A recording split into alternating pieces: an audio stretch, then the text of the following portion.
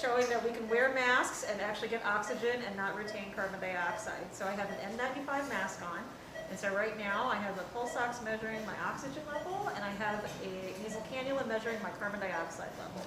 So we're going to show you that, amazingly, I have a normal oxygen, which is the 99, and a normal carbon dioxide, which is 21. So. All right, wear your masks.